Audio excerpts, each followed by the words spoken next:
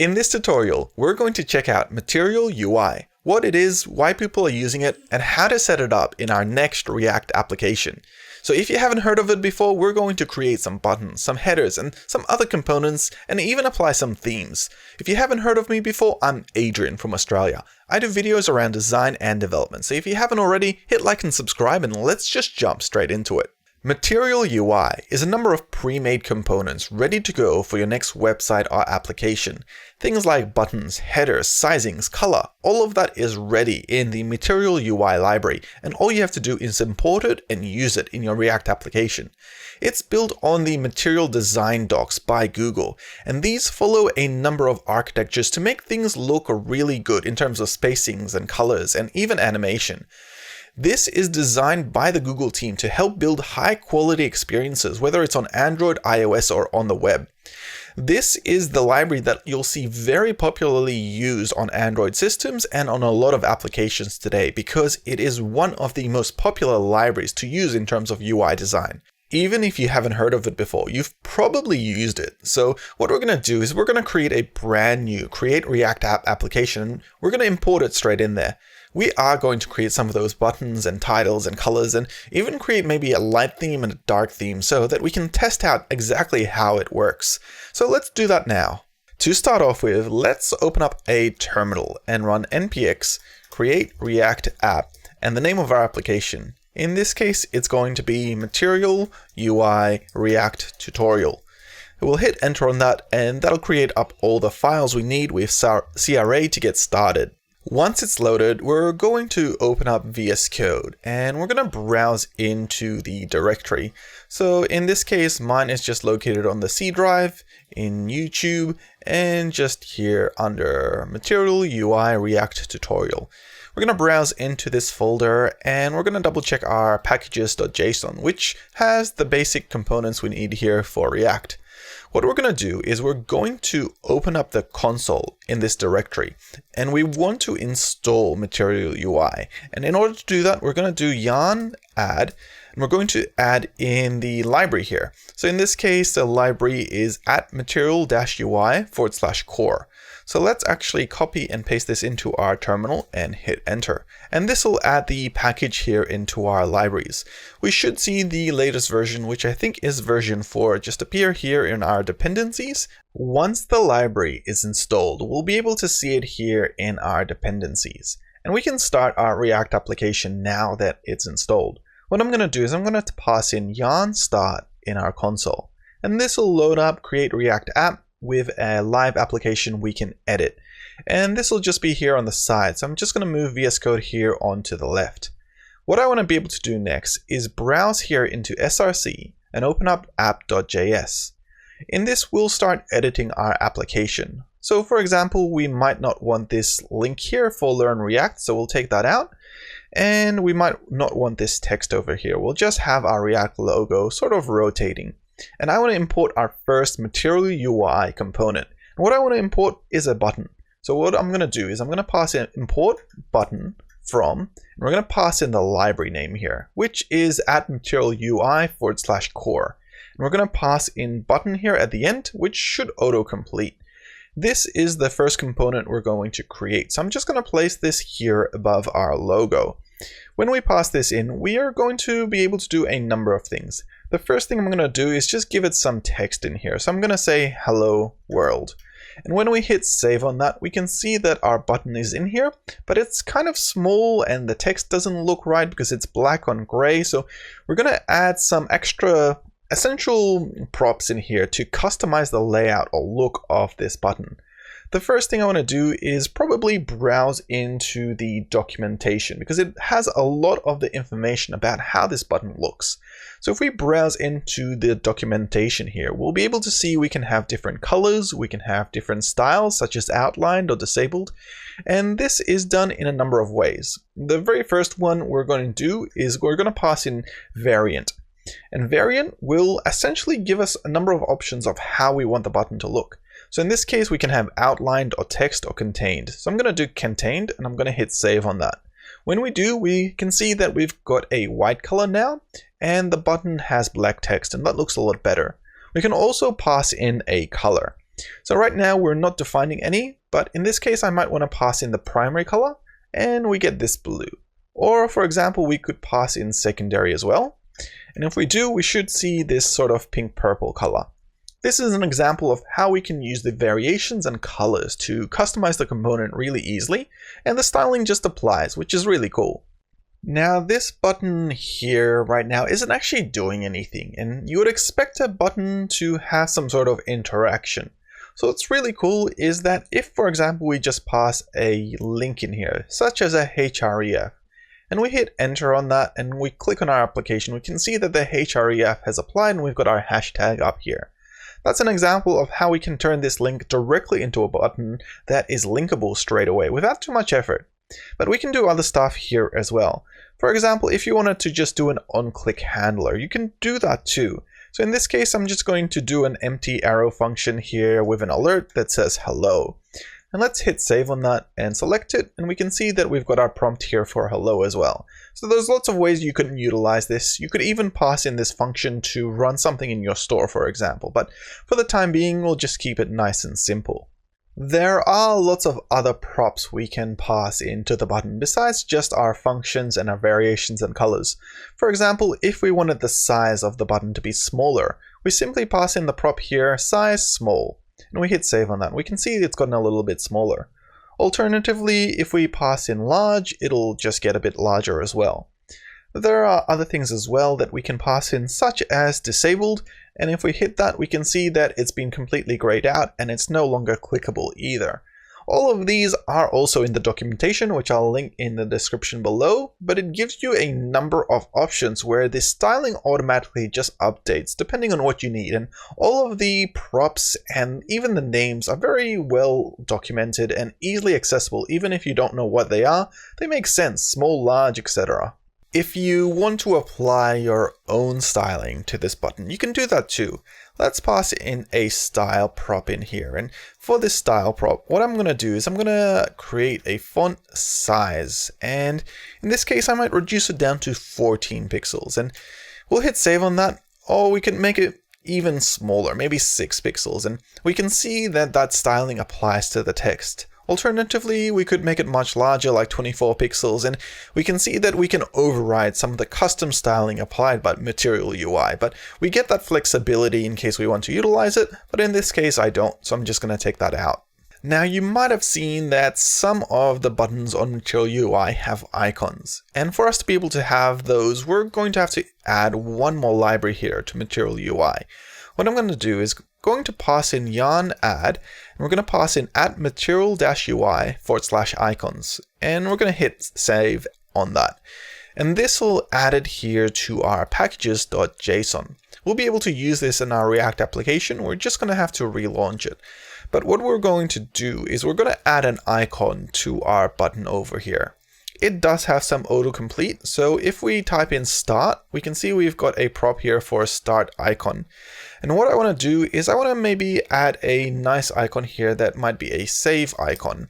So let's actually pass this in as a component we're going to import. I'm going to import this from our library here. So let's import a save icon from, and we'll use our new library here, which is material-ui/icons. And in this case, I'm just going to pass in save. I'm going to hit save on that.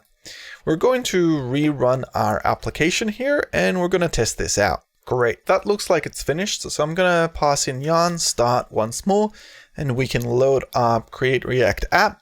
And once we do, we'll see if our new button works, and it looks like it has, and it's passed in that icon over here at the start icon location, which is at the start of the button.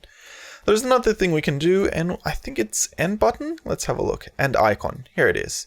So in case of us wanting for this icon to exist at the end of our button, we can hit save on that. And we should see that it updates and it applies at the end of our button here. And it looks like that's applied as well. I think you can do both too, but I've never actually tried that. So let's give that a shot. Let's do start icon and end icon. And we can see we have one for both. And this gives us an example of how we can pass the icons in directly into our button. And we can reuse these later on, but for the time being, let's just save this as a start icon. And let's have a look at creating another type of component here in Material UI. This next component we're going to create will supplement our button. What I want to do is I want to create a button group. And there's a component ready to go from Material UI to do this, which is just called button group. And what we're going to do is we're going to wrap our button inside of a button group. And in here, we're going to add in and pass multiple buttons, and they're just going to be grouped up together. So what I'm thinking is let's do one here for save and one maybe for discard. So let's do this renamed as save and this one here as discard. Save can essentially be a primary color, while discard can be that secondary color. Let's hit save on that and take a look. When we save it, we can see that the design here has been updated. What we have is we have this save one here with the primary color, and we've got the curve here. This curve doesn't happen again when we get to the edge, and the discard one has its own curve here at the end. Of course, we would probably need a different icon for this. So here, instead of save, let's add a new icon in here.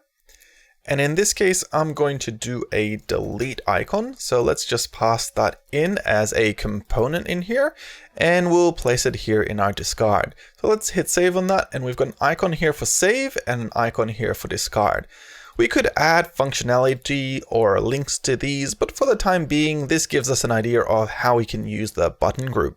Since these are all in a button group, we don't need to pass in some of these other props. Like the variant here, we can pass this up to the button group, and the color here as well, we can pass up to the button group. And if we do that and we only have, say, the start icon, it gives us a standard design between the buttons here. The problem is that we do lose the styling there on the discard, but sometimes that's okay as long as you keep everything else consistent. And that way we can have a consistent color here. If we wanted to change it, automatically apply to both buttons.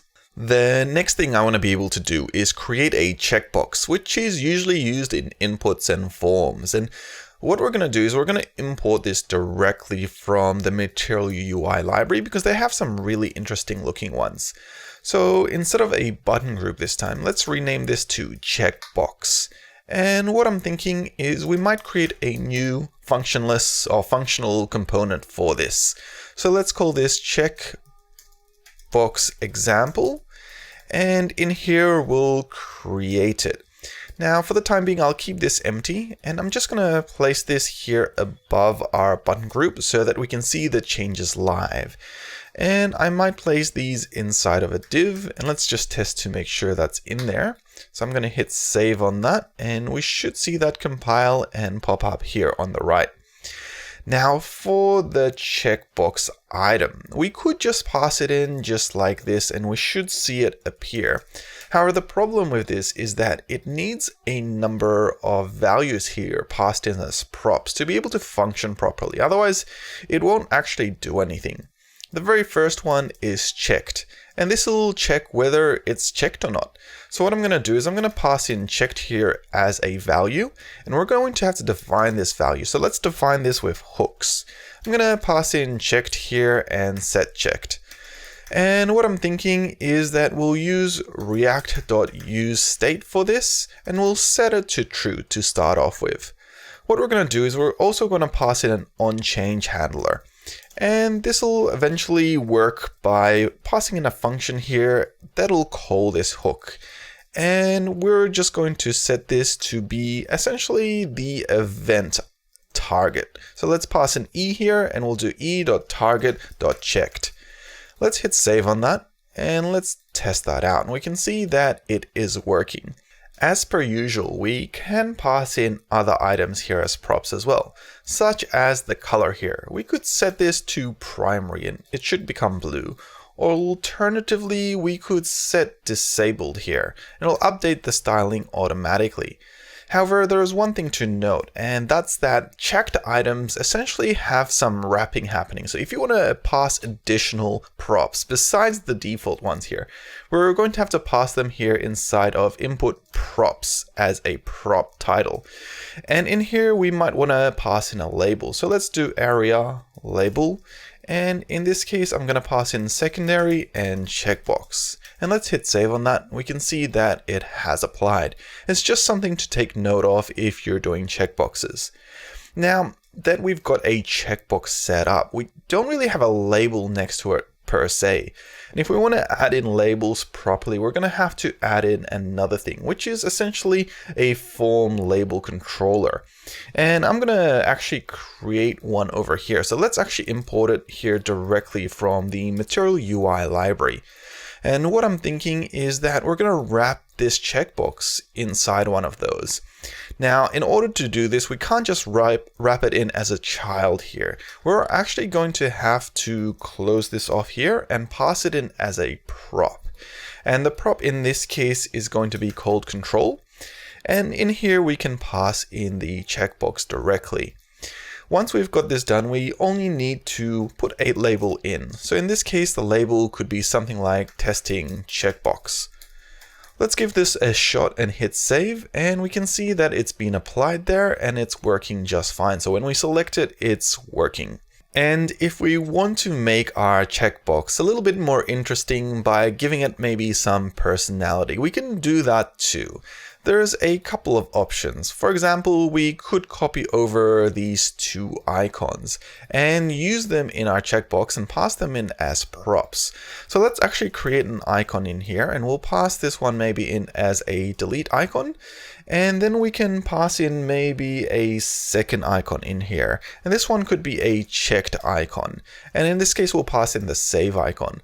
So now when it's checked, we have a save there. And when we uncheck it, we've got a little bin there. And it just gives us a little bit more flexibility. Of course, we could pass in the same icon, and the main difference here will be its color when it changes, but it just gives it a little bit more personality. The next thing I want to be able to do is to create a text input, because they're very useful, especially with forms. So what we're going to do is we're going to import one directly from Material UI. So let's import TextField from our library here. So I'm just going to copy over the syntax here from the top and just import it. And we're going to place this just above our checkbox here without any props to start off with. When we hit save on that, we can see that it's been applied, but we can't see it very well due to the fact that we're using dark theme. In the future, we'll have a look at how to set up a theme here in Material UI, but for the time being, I'm just going to jump here into our CSS, and maybe we'll just pass in some custom CSS to make the text color here white and override anything that might be placed from the default library. So now we can see that text is white, and we can see our text field a little bit better. There's a few props we can pass in here, and let's take a look at what they can be. The very first is maybe the variant. So if we pass in variant, we've got a few options in here. We can do something like field, and this will give us a bit more information about it, and you can see it's wrapped here in this box. Another one here is maybe outline, I think. So let's give that a shot. It's outlined. And it's got a circle around it here, or a border anyway, and we can see that it's applying the primary color. So we could change that too by passing in the color here as secondary. And let's save that, and we can see now it's got that pink color. So that's looking okay. Let's pass in some other props in here. So let's do the type in this case, and let's set this to date. As soon as we do, we can see that the context has been applied here for a date. So we've got the day, day, month, month, and year, year. And when we select it, we can actually get a drop down and select different dates, and they automatically fill out. So that's pretty cool. There's other types we can apply in here as well, such as, for example, time. And when we do that, we have a clock here where we can select whether AM, PM, and the time of day as well. So that's pretty cool. And all of this is automatically applied, so we can start using it really well. So that's really cool. And now that we can see how that works, we can define some other props in here. For example, we could put in a label. And in this case, I'm just going to put in the time. When we apply this, we can see that it's here in the background. And if we change the variation here, maybe from outline to, what other options do we have here? Let's have a look. Let's do field again. We should be able to see that it's just there in the background, and it's got this nice animation when you select it so that you can see what's happening. So that's pretty cool. If we want to select other things to happen here, such as maybe setting a value in manually, we can do that too. So let's set the type here this time to maybe email, and the value to testing@test.com. We can see that that's been applied, but if we want to do that as a placeholder too, we should be able to do that, and we can see that it's just in here and it comes up as a placeholder as soon as we focus in on it. So there's lots of flexibility that we can do here with the text field, whether it's a type of email or date or time, and it's really up to you on how you want to use it. Let's take a look at how we can do styling in Material UI, because when we take a look at creating our own website, we usually need to have our own theme in there. And styling is actually done pretty well. It uses CSS in JS, and it comes with a lot of the same benefits that you normally get when you're using things like styled components. What we're going to do is create a custom style for one of the components we already have here, such as one of the buttons. And in order to get started with that, we do need to import the makeStyle from the styling options here from Material UI. So let's pass this in here. So makeStyles from, and I'm just gonna grab the core packages here at Material UI, but we're gonna grab styles in here. With this enabled, what we can do is we can create a constant variable called useStyles, which we'll be able to reference later. And this will call makeStyles, and in here we're just going to pass in a root style, which will apply later to our button. What I want to do is maybe a border of 0, maybe a border radius, and since we can't pass dashes in here, since it's JS, we'll just do an uppercase radius, and in here maybe I'll pass in 15 pixels or units.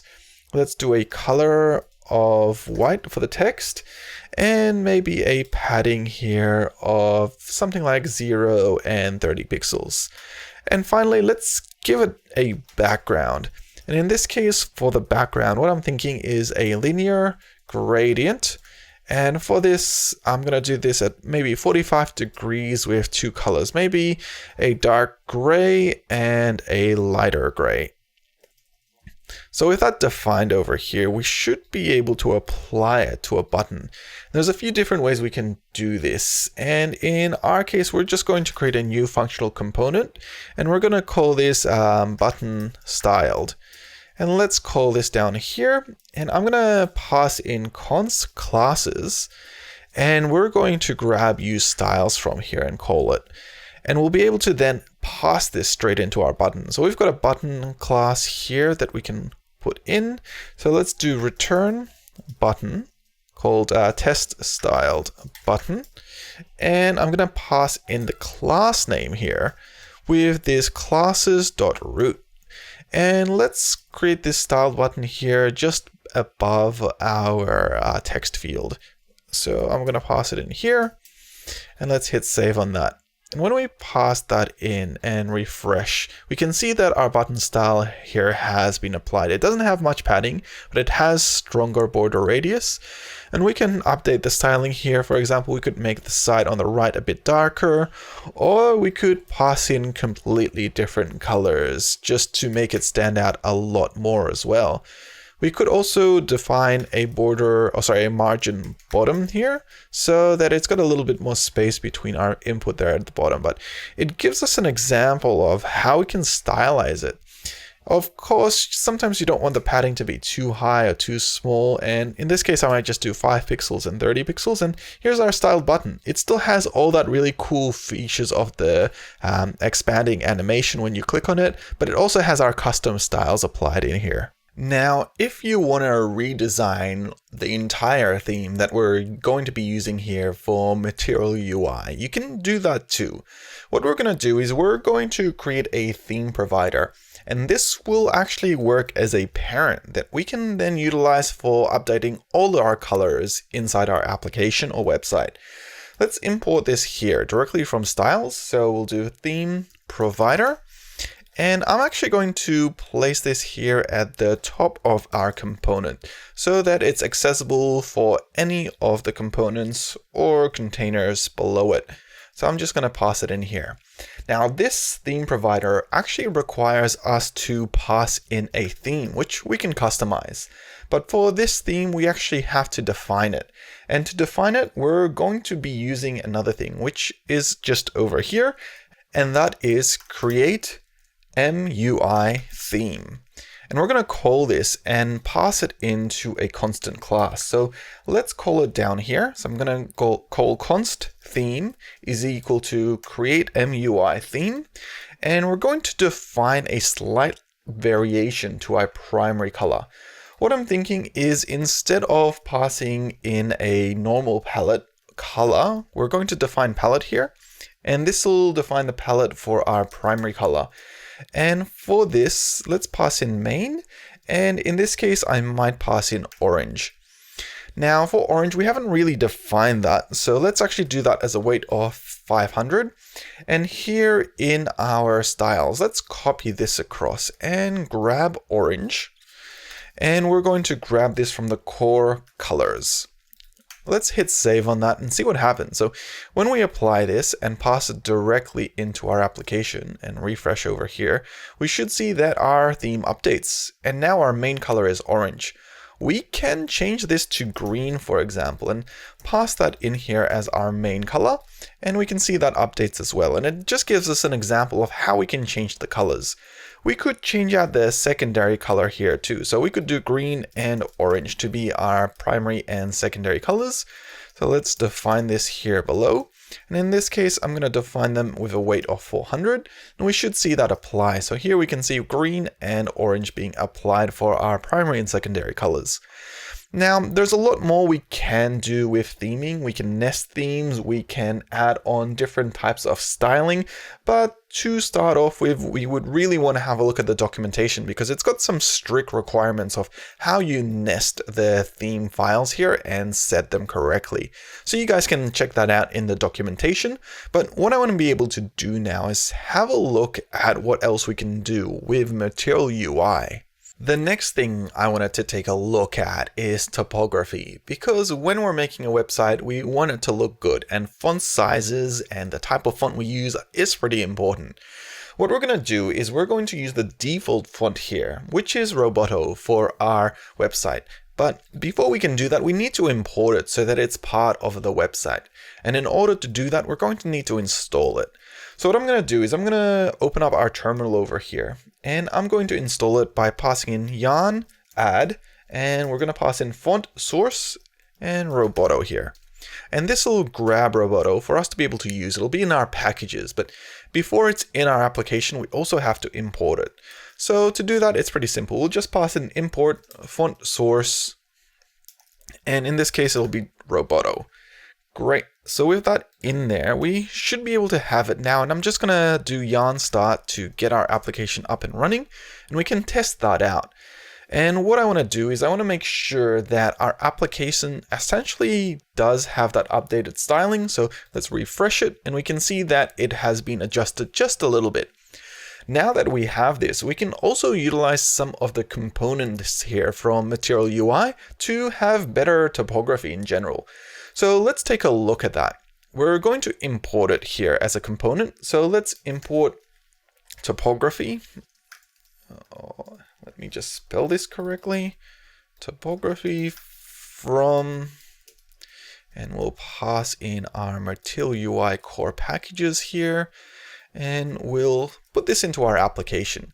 So what I want to be able to do is pass in maybe a heading here at the very top of our application. And maybe we'll call this welcome to MUI. Now, right now I haven't passed in a type of typography, and we'll need to pass in a variant if we want this to have a specific size and color.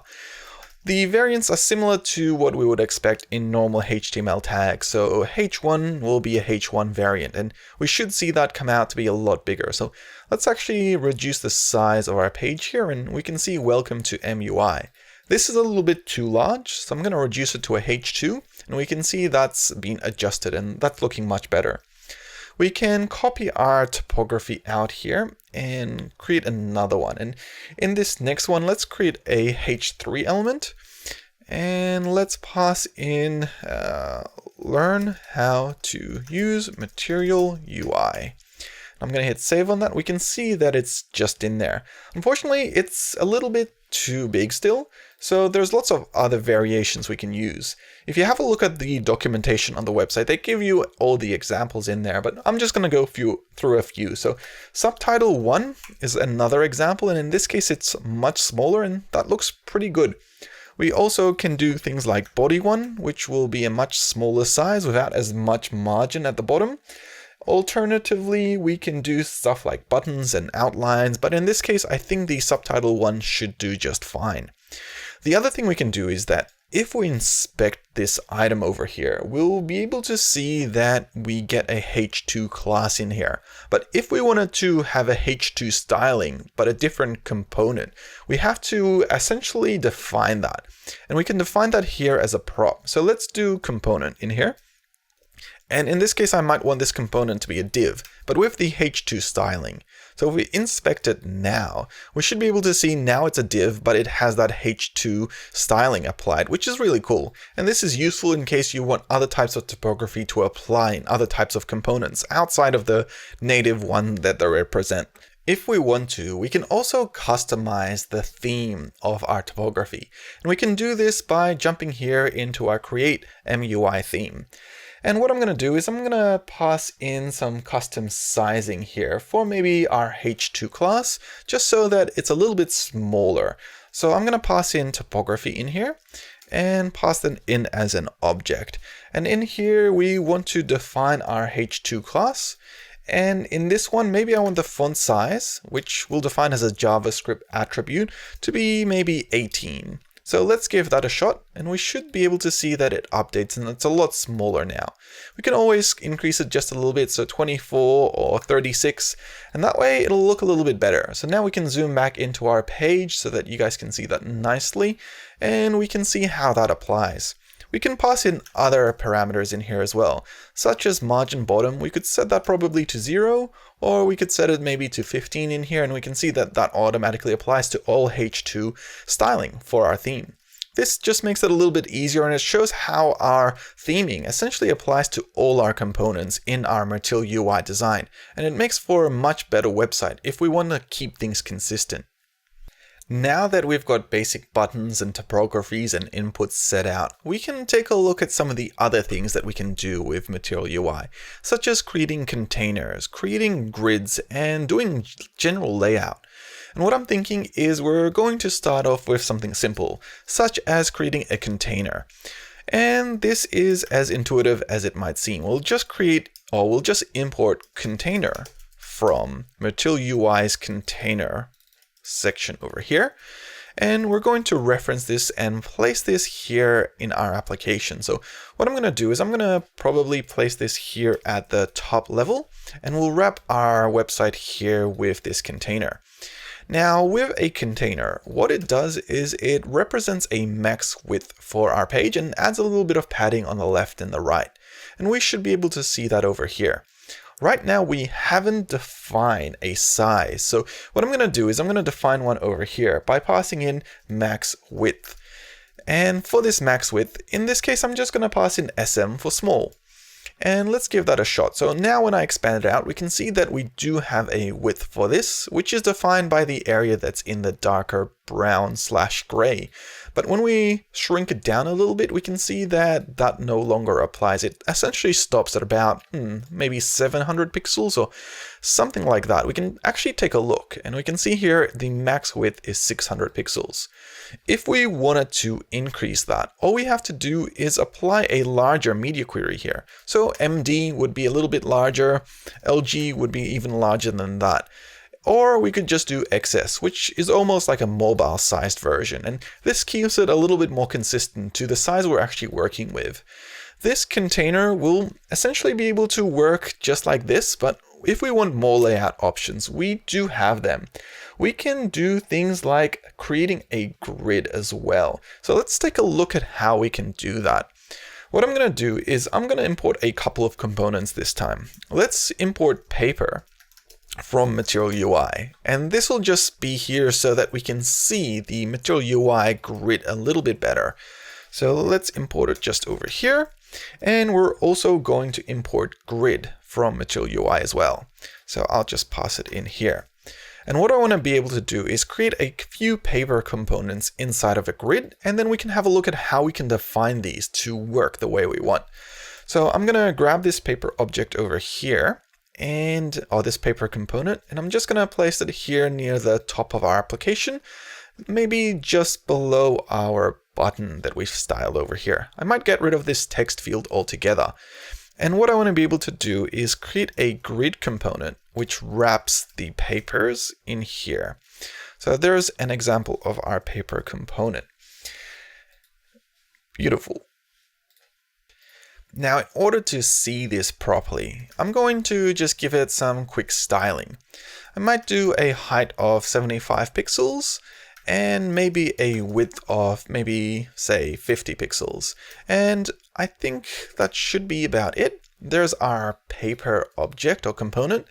And what I want to be able to do is create a few of these. Now, with grids, there's a couple of things we need to take note of when we're creating them.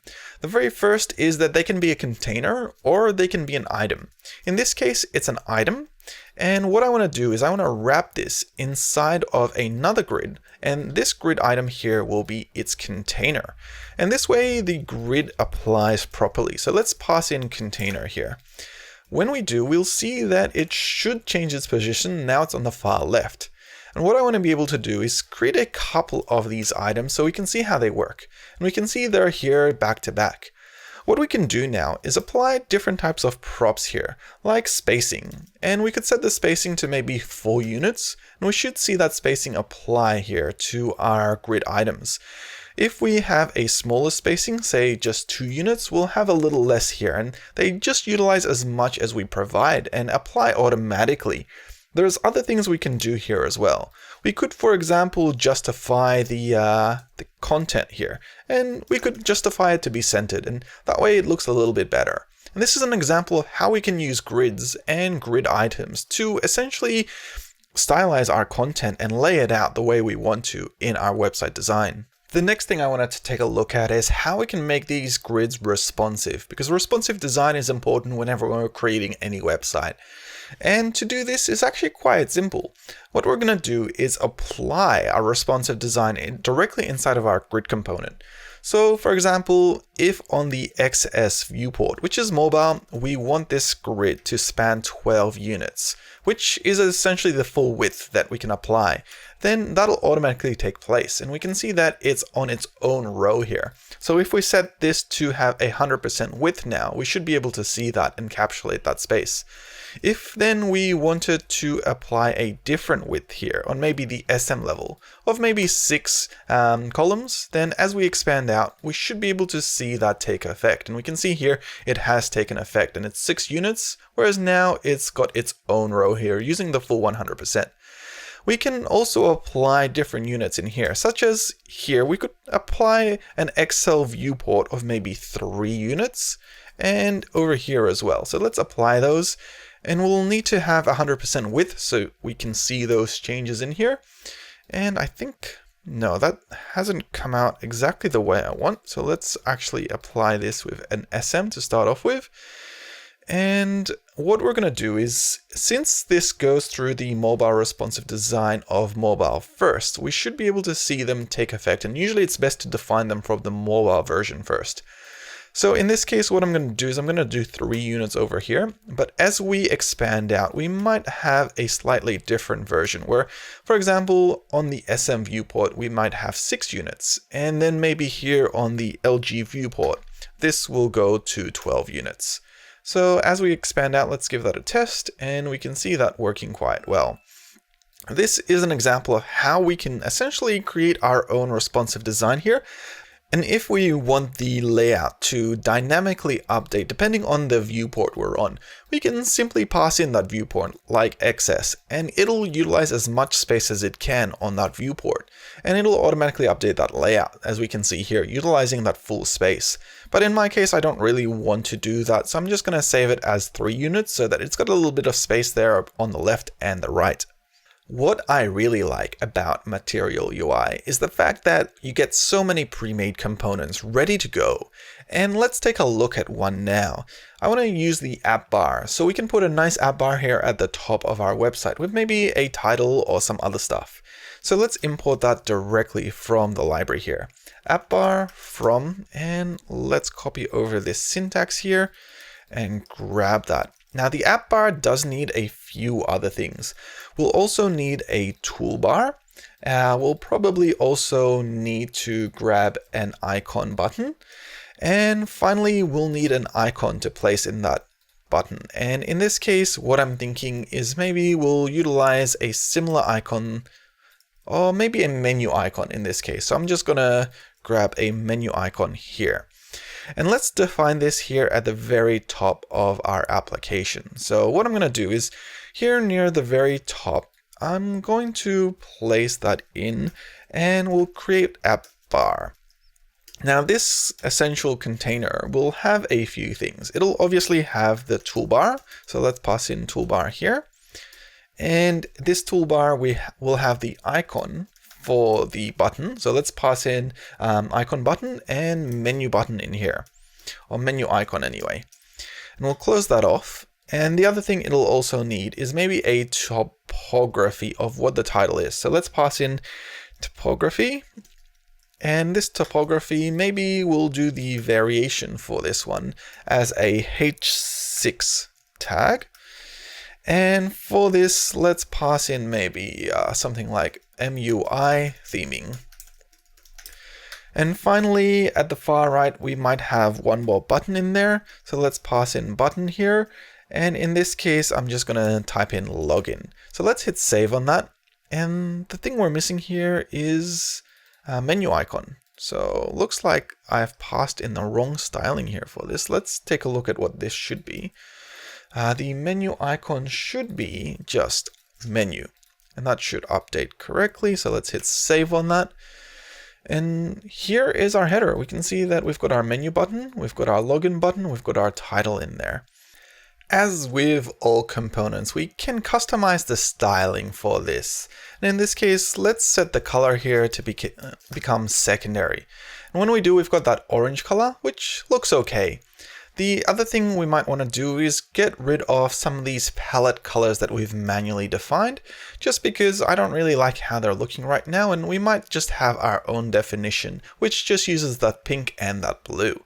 And finally, we can see that we need a little bit of a margin here at the top of our page. So I'm just going to jump here into our CSS. And here in our app, what I'm thinking is that we might have a bit of margin applied. So that margin should be about 60 pixels. So I'm just going to do margin top to 60 pixels, or maybe about 58 here.